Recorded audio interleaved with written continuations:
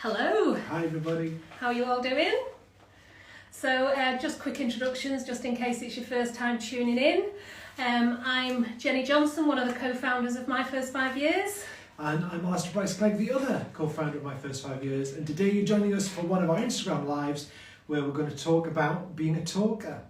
That's something we're never going to struggle with, talking. We never shut up between the pair of us. This is true.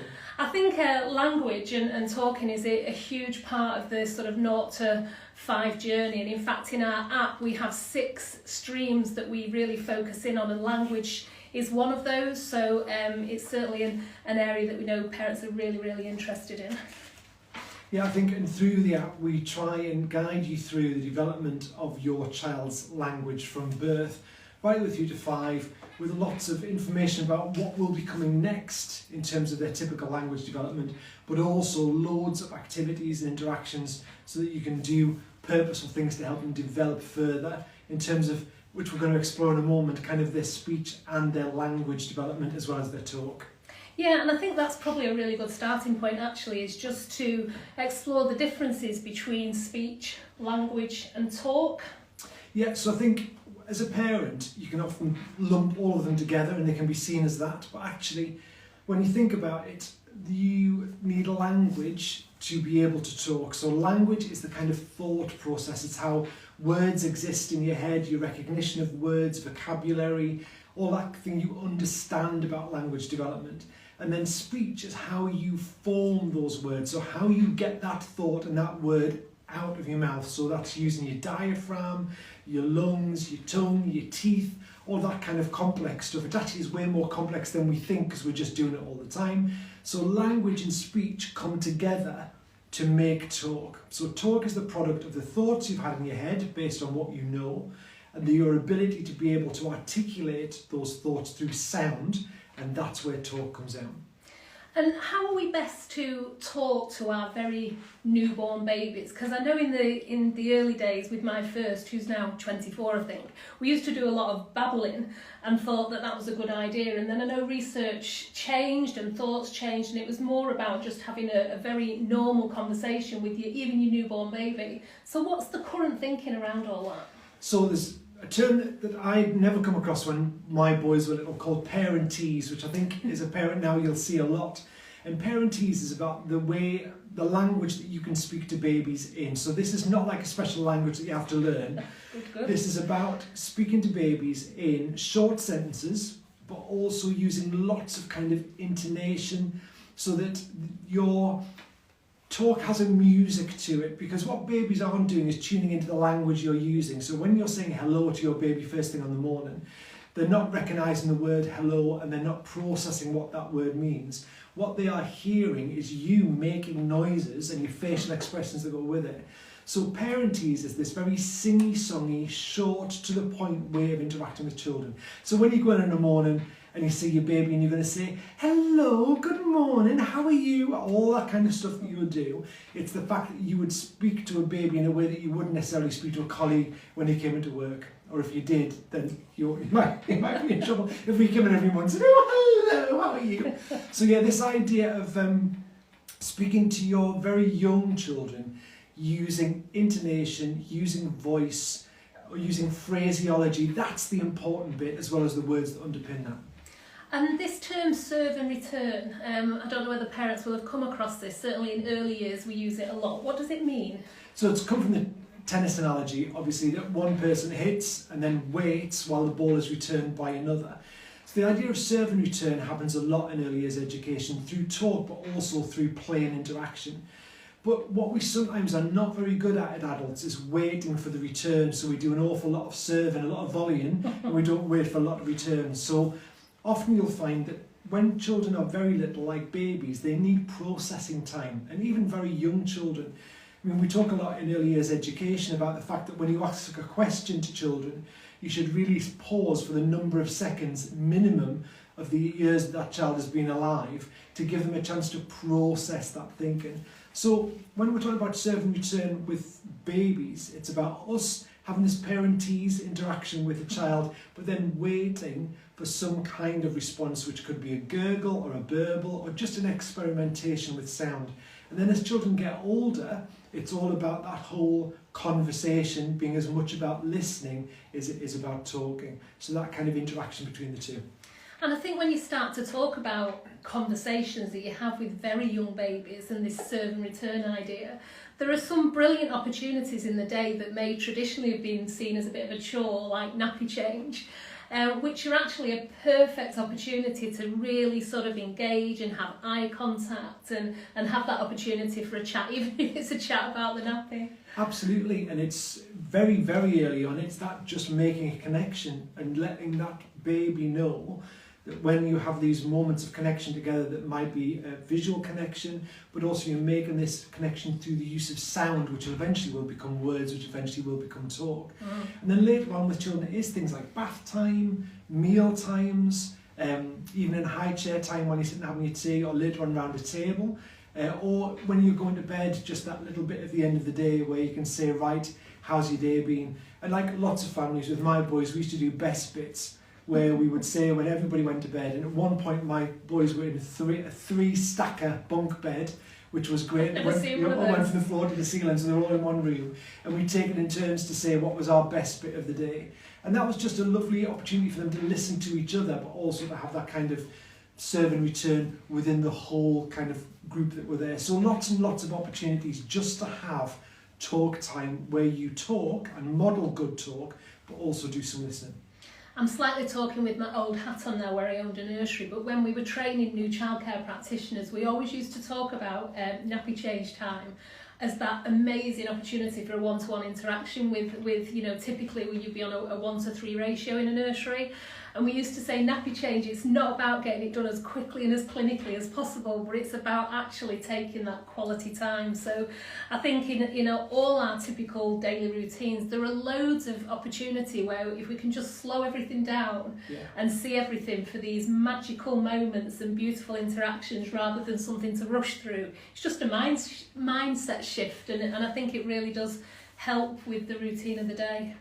Absolutely, and also they're really good opportunities to build children's vocabulary. So we know that children will often understand way more than they're able to articulate through their speech. So they're thinking about the kind of language, and they understand language way more than initially they can actually talk about it. So you get different stages of development for children in terms of their language usage. So you know, often first children, but not always, will talk fairly quickly, and that's because first child often overindulged, overstimulated, everybody's talking to this child, they get loads and loads of verbal interaction. By the time you get to third child, in our case, then you've got two older children who are already talking, so a lot of the talking is done for the third child, and the level of interaction is often less because you're managing a household that have now got 3 children in it, including a baby. So it's not uncommon for first children to speak earlier and subsequent children to speak later. And that's not always because they've got delayed speech, but often it's they've got comprehension, they can understand the language that's being used around them. They just haven't yet reached a stage where they feel the need or they've got the impetus to kind of use that language. I think one of the questions that we had from one of the parents was that they have 2 children and that the older sibling is often speaking for the younger child, and she's concerned that the younger child is going to have delay because of this. I think it's fairly common, but have you got any sort of words of wisdom for mum on that one? It's really common, and even with my own family, I have a nephew who didn't speak till he beyond 2 and is now in high school and extremely articulate. And the research indicates that there are lots of children who are late to speaking, and put late in inverted commas. So get to 18 months or 2 and they haven't got a high level of language used through speech.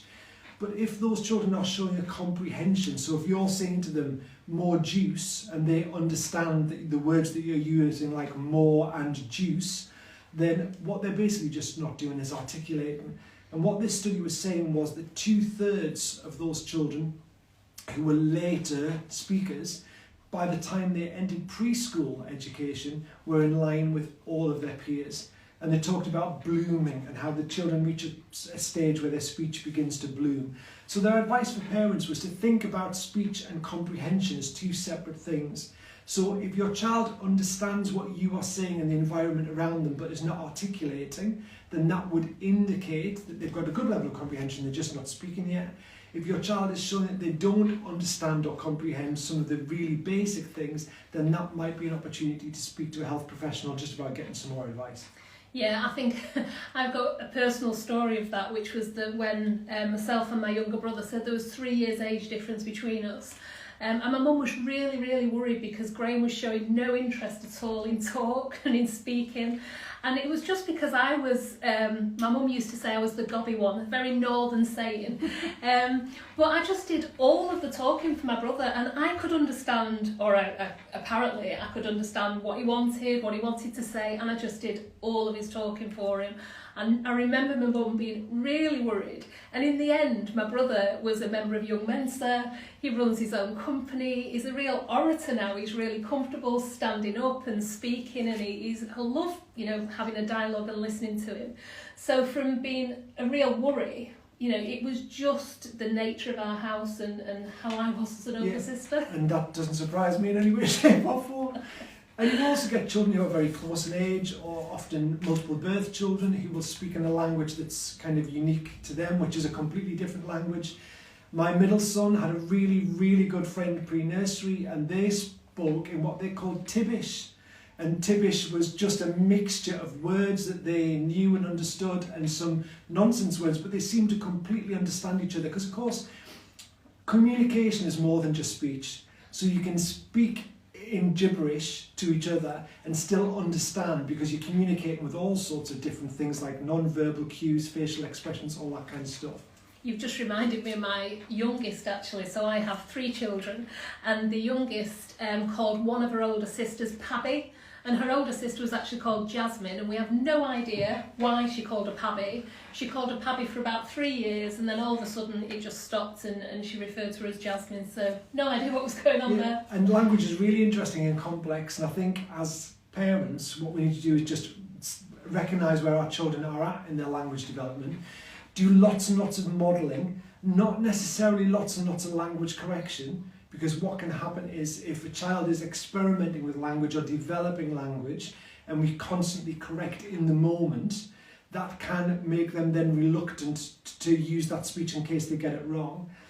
So what you can do is notice where your children are using language incorrectly or out of context, and then try and find opportunities to model that. So often that comes in pretend play, where you would be creating a scenario where you're repeating that kind of language or interaction, but you are modelling what the correct language would be, because the child is going to really link an association between the play which they recognise and the language that is used. Sometimes it's fine to obviously enhance in the moment by using the correct language, but it's not an essential you have to do every time. I think this thing about confidence is a thread that runs through everything we've talked about, whether it's reading, writing, talking. It's letting the moment go there and then, but clocking it for later. Absolutely, and we do come back to it again and again, and how you feel about yourself as a talker will enable how successful you are at talking. So if you feel that you get it wrong a lot because you're being corrected, even if you're being corrected by somebody with the best intentions, it will make you more reluctant to talk. And there are children out there who do become very reluctant to speak, but that's not usually down to their ability to form the words or their thinking around the language. It's usually linked to some form of social anxiety, where they're worried about speaking, not necessarily about being corrected, but just about speaking in a public space. But again, what's really great is there is loads of support out there for parents who are experiencing any concerns around speech and language development. And there's lots of really good and simple things that parents can do to really support their children moving forward with that. I'd agree with that. Again, just looking back at owning a group of children's nurseries, I would say that early intervention with delayed speech was one of the most successful interventions.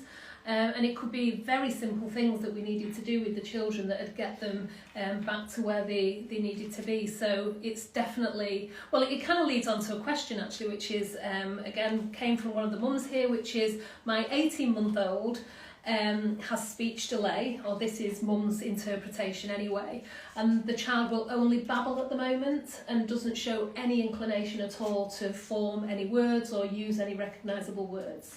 And it's really difficult always to give a definitive answer about your child shouldn't. Again, we talk loads in our app about the fact that we don't work on ages and stages, we work on that kind of unique development of the child. And I think that what we need to think about there is that idea around comprehension again, that if your child is not yet speaking or using words, but is comprehending, then it could well be that they are just not yet at the point of articulation. But of course, if you've got any concerns at all, even if they're little niggling worries, the best thing to do is to consult your health visitor or a kind of health professional who would be able to allay those fears for you, having seen your child in a one-to-one context. Yeah, we can never give specific advice because it's all so unique to every single child. But I would always encourage parents to follow their intuition. Yeah.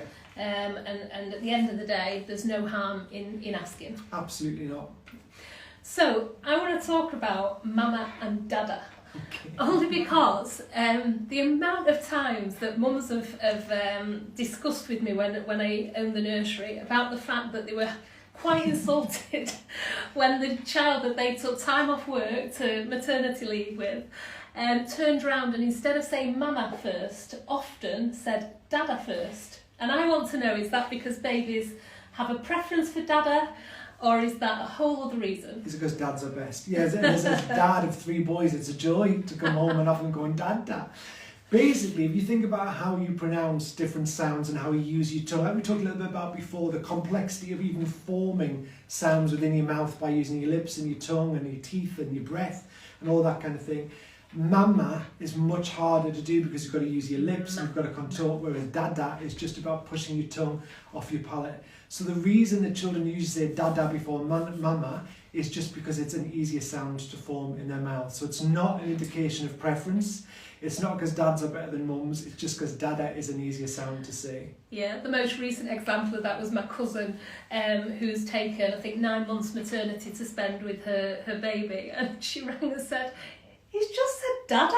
He's not even tried to say Mama yet. And I was like, well, I know why. Yeah. I burst the bubble for the dad there just a little bit. Yeah, well, there's plenty of the benefits for us dads. Of course, of course. I think what's also really fascinating about when you think about babies and talk is that you can start the beginnings of talk and language development while your baby is still in the womb, which is really interesting, but also the fact that your baby's ears are well enough developed when they're very small to be able to hear you in the way that we hear sounds. So babies do hear sound in the womb, but through bone conduction, so that kind of vibration of sound through bones. And also, if you think about being inside your body, you've got the right next to your kind of intestines and your gut and your stomach and your lungs, and then they've got a layer of water around them, and then a layer of muscle, then a layer of fat, and then some skin. So what your baby hears is not the same as kind of what you're hearing from me. They hear, a bit like the parentese we talked about, they hear the kind of intonation, the kind of sound. They recognise familiar voices, and certainly in the 3rd trimester, when their ears have developed, they are able to hear external sounds. But somebody once described it to me like, get into a swimming pool, go down to the bottom, pull the cover on, and then turn the filter on, and then read the Gruffalo from the side of the pool, and that's the kind of thing that a baby will hear. So they do hear sounds, and they do get to recognise those sounds. And certainly from early on, they will recognise the kind of intonation of their mother's voice through that kind of bone conduction. So there's lots you can do, but the idea of tuning babies in to listening, in inverted commas, is really lovely for when they come out, that they then begin to be able to attune to their carers, having heard them when they're in the womb. What about partners speaking to the baby bump? Well, if you think about bone conduction, the idea of a baby being able to hear what a partner is saying early on in pregnancy when their ears haven't developed is not likely, but later on in that 3rd trimester, they will certainly be able to distinguish between different familiar sounds that they hear. And there is some evidence of babies at birth who, when the partner has spoken or used their voice, the baby has shown either calming or, and obviously babies don't turn their heads because newborn babies have got, the mechanism for neck control isn't as strong, but the fact that they've shown examples of noticing when a partner has used their voice as opposed to other voices that were being used by the team that were there at the birth. So there is some research that shows for sure that partners who regularly communicate with bumps are a recognised voice once the baby is born. Oh, that's such a lovely idea and concept. What about playing classical music to your bump? Well, I mean, it's not going to make you, well, I'm going to say it's not going to make your child a talker if you play them classical music, but part of being good at talking is being able to listen, distinguish between sounds, hear the difference between the musicality of sounds in speech. So when children get to listen to a lot of music, and classical music is really good for that because of the sort of music it is and the kind of volume it comes in and the waves of sound that come. But your child is not going to hear Mozart in the way that you hear Mozart. So I read something a while back that said, play Mozart to relax your baby. So your baby's not likely to listen to Mozart and think, oh, this is a nice bit of Mozart, I'm going to chill out here. You will relax if you are listening to Mozart. And also your baby will begin to hear sound and process that sound. So there's no harm in it at all, but it's not like your baby's going to suddenly develop a particular joy of listening to Mozart because they're not processing sound in the same way. We used to put, I think it was Vivaldi on for our eldest, and it was just part of the nighttime routine. So we didn't play Vivaldi to bump, we just played it as part of the nighttime routine. And I remember years later, when she was about 8 or 9, and we walked into a hotel that we were staying at, and Vivaldi was on, the tune that we used to subject her to every night for 3 years, and she just burst into tears. Emotional tears, and I just thought, well, somewhere it went in and it stayed, and she maybe didn't realise it, but we realised it in that moment that it made some sort of difference. Yeah, absolutely. I've no idea what. I think children do make connections to things like that. I think also when we're thinking about developing talk and becoming a talker, the more you can talk to your children, then the more language you are going to use, and the more language they're exposed to, the more they have kind of in their language toolbox, which means even if they're not talking, but their understanding is great. And then when you come to be an early talker, and you've got more language to help you to communicate with, it means you are a much better communicator, which often avoids some of the conflict that comes. So you get very young children who can't articulate things like, I would like to play with that toy, so can I have a turn next? So that what often turns into is I'm having it anyway, or I'm just going to give you a punch and nick it. Whereas if you've got, and this self-regulation is also combined with that, but if you've got the language to be able to articulate that, then you are far more likely to resolve some of those issues. So loads and loads of talking to your children from birth, and lots of reading stories, nursery rhymes, anything that's got language and vocabulary in it, even sometimes that they won't necessarily understand, because sometimes you're reading for understanding, but sometimes you are reading for the joy of serve and return, or just the use of language and the deliciousness of words. And I think having quite a high expectation of children's language as well, and the example always given is that 2 and 3 year olds can often say things like Tyrannosaurus Rex, or name various dinosaurs, really complex words. So we can, use, when we're talking about flowers, if we know the name of them, and I don't know the name of that many, but if I see a daffodil, isn't that a beautiful yellow daffodil? As opposed to just calling all flowers flowers, because children will begin to learn that additional vocabulary. Yeah, and just to see you using it. And I think another key thing that we keep coming back to is this idea of face-to-face contact with your child when you're talking. And we talk about it a lot in the app, with the idea of getting down to children's level as much as you can. So the idea of talking down to a child, I don't mean in terms of what you say, but physically talking down to a child. And it's sometimes referred to as talking to giants. So that your child is looking up all the time, but actually if you come down to a child's level where they can see your eyes and your mouth are on eye level, then that really helps, because early on they are watching your mouth a lot to kind of learn what you do with it. And that's why you hear babies who will practice all those big vowel sounds, and they're clearly just rolling their tongue around their mouth and stretching their lips and just enjoying the sound, but they're also mimicking what they hear. So the more you can have that face-to-face interaction, like nappy time, like feeding time, also thinking around things like if you're making a purchase for something like a stroller or a buggy, if you can get one that faces you It means that while you are out with your child, you can do lots and lots of talking, whereas ones that face away for the time that you're out, even though they're seeing a great view of the world, they're not getting that same kind of adult interaction.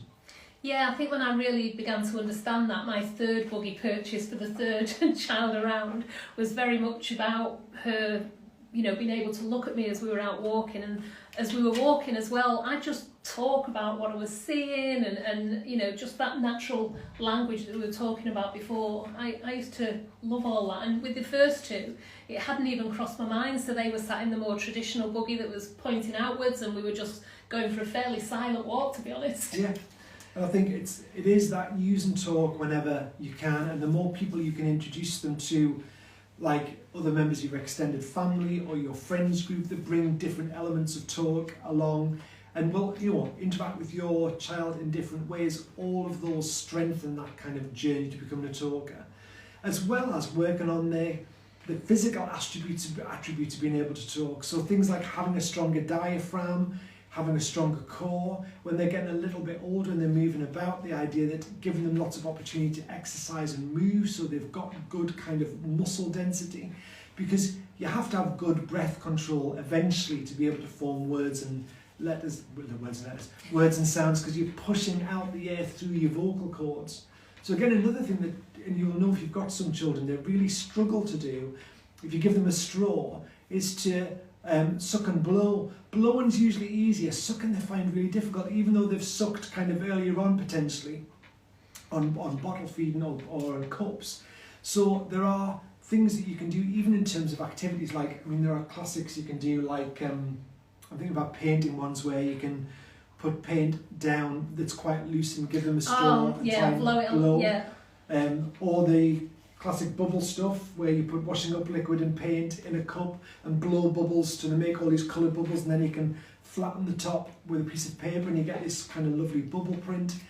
Or ping pong balls, which you can buy really cheaply, and get them blowing those, so you can even do ping pong football if they're into that kind of thing, or whatever it may be. So lots of stuff just using their breath, and singing is really good for that. So even if you are as flat as a pancake, for pancake day, and you can't sing a note, just the fact that when you're singing, you hold yourself differently. There's the musicality of singing, but you take a deep breath that enables you to sing for a while before you take another breath, and all of that strengthens that breathing. So anything you can do around that. I mean, singing brilliant for rhyme, for listening, for serve and return, all the things that we've talked about.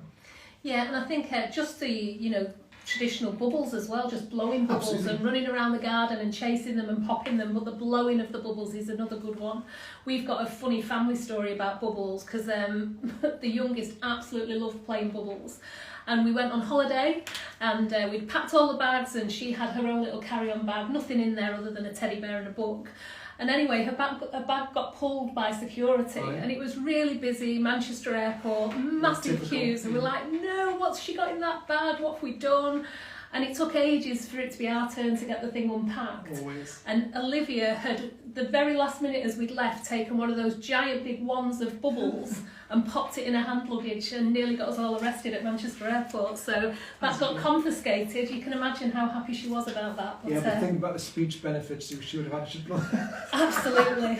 But it's just a favourite, isn't it? Bubbles. Yeah. And you know, you can make your homemade bubbles as well. You can make your big bubbles where you can do it with pieces of string and all sorts of great fun. You can also play great games with your children as well around things like whispering and shouting. So that idea of being able to control voice. So you can do whisper stories. You can do, I mean, my boys, I'm sure that we're not unique in that, used to say, can I tell you a secret? And I love the word secret. It's one of those lovely combinations between, you know, sneaking and secret.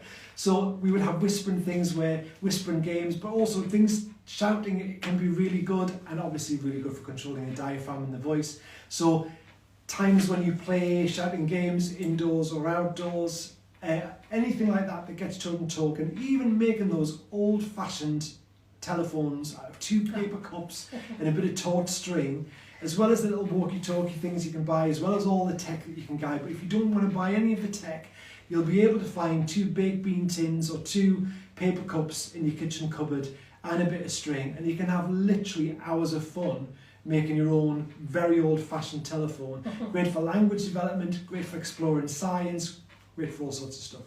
And we can fixate, can't we, on things like first words.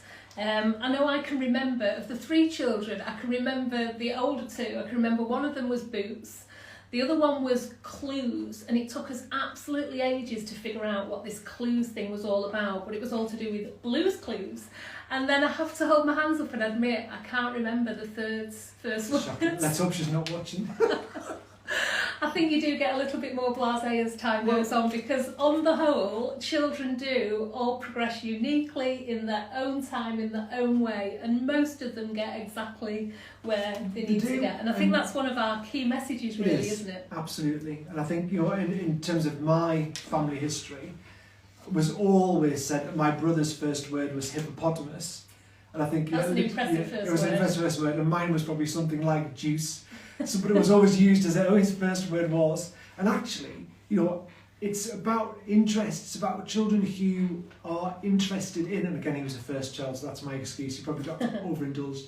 But it is about engagement, and goodness knows what that first word will be. And also, you know, like Jennie was saying about, you get different names within the family, so grandparents get called different things, and they sometimes stick, which is just how children have interpreted words, because it's kind of what they hear.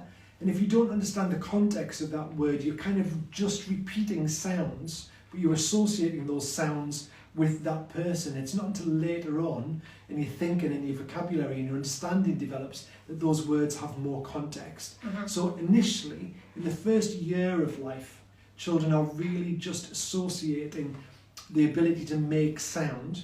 And then in the second year of life, they begin to give those sounds labels and context. So you'll see them between 1 and 2 usually beginning to use words in context. And then beyond 2, usually, but not always, they start to put those words together. So you'll get things like more juice and carry me and that kind of thing, where they're just making really simple short sentences using 2 words that make sense. But they've got to go on quite a journey before they get there, which is just the creating of sound and then the repeating of words that they've learned or heard. And I think that journey is again a theme throughout our app, and language is one of the key journeys that we walk parents all the way through, from birth all the way through to 5 years, and we help you understand and identify what typically comes next and what you can do to support them through, you know, activities and interactions, and just take that journey at your child's pace, because every child is unique. You know, I've got 3 children, they all began to speak at different times, they all had different first words. We're all unique, and that celebration of uniqueness is just a big part of what we do. Now, just one last question probably. We've had a few questions along a similar theme, and I'll sort of combine them into one, which is, I come from a bilingual household and I'm worried that I'm going to make it harder for my child to develop speech. So, there's lots and lots of information out there about bilingual households and how you can really kind of encourage your children to be bilingual.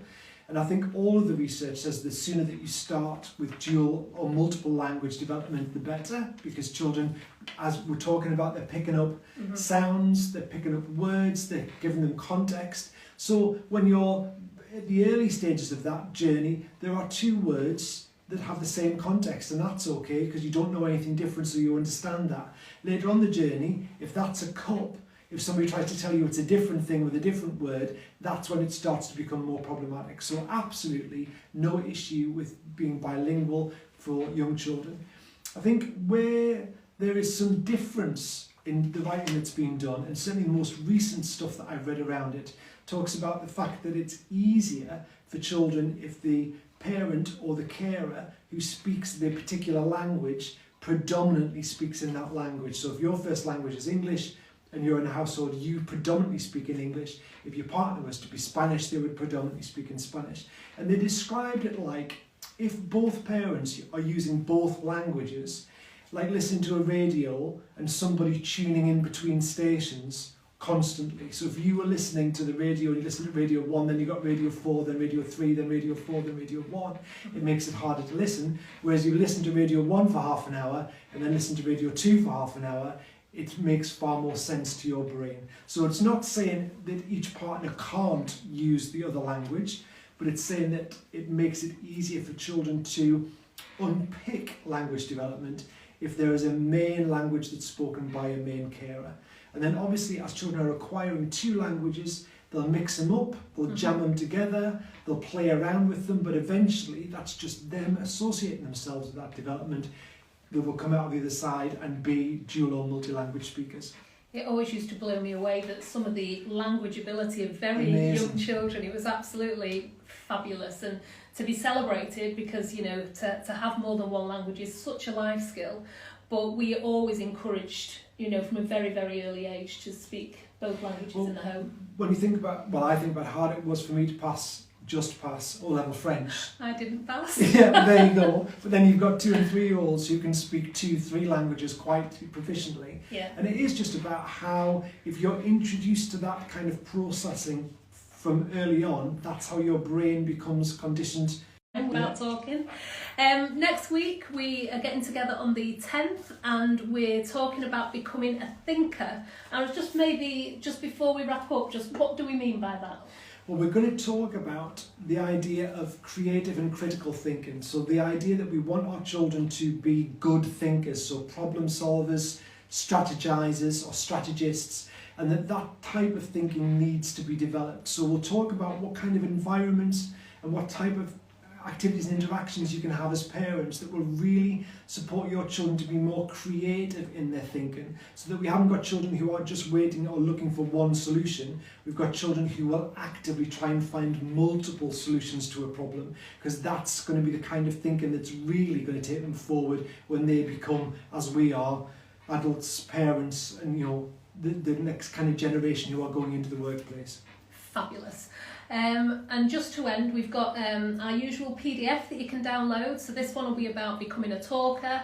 That's available in the bio, and you can download that and just get some additional information. And the app is available on the Apple Store, and Google Play will be coming soon.